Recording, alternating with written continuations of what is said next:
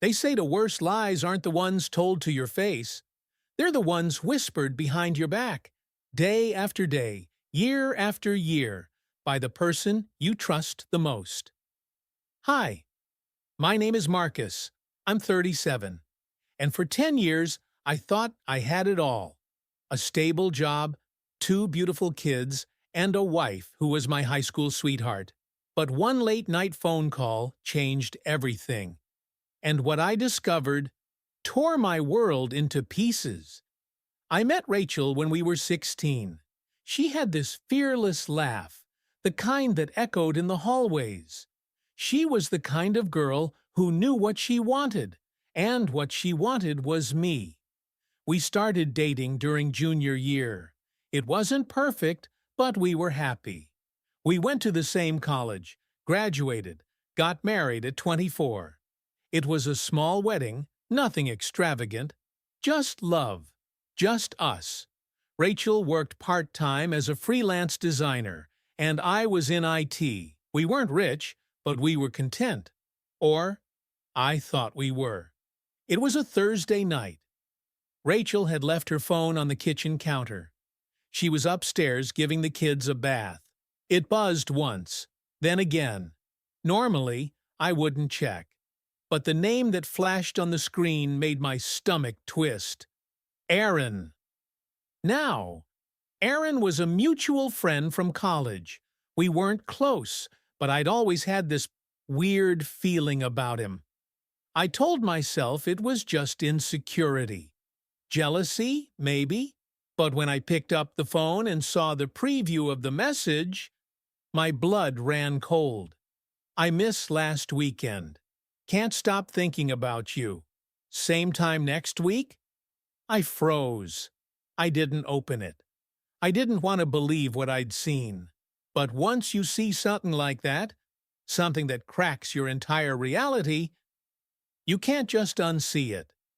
Later that night, when the kids were asleep, I asked her about Aaron. She looked up from her tea. Calm. Why? She asked.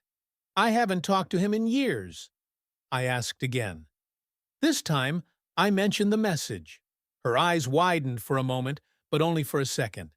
Then came the lie, the rehearsed tone. That wasn't meant for me, she said. Must have been a wrong number. Or maybe it's some kind of joke. I didn't buy it. So, I went further. That night, while she slept, I backed up her phone to my laptop. I know, I shouldn't have, but at that point, I had to know. What I found made me physically sick. Photos, messages, hotel bookings, all going back nearly a decade. It wasn't just Aaron. There were others. Names I didn't recognize. Messages spanning back to when our first child was born. She had lived a second life. While I raised our kids. While I made excuses for her late returns. While I believed her every word. I didn't confront her right away. I needed time. Time to breathe. Time to plan. But the rage inside me was impossible to contain. 2 nights later, I printed everything out, put it in a folder, and slid it across the table during dinner. She flipped through the pages in silence.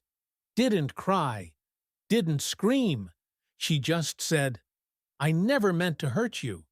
But she did hurt me. Every day for 10 years.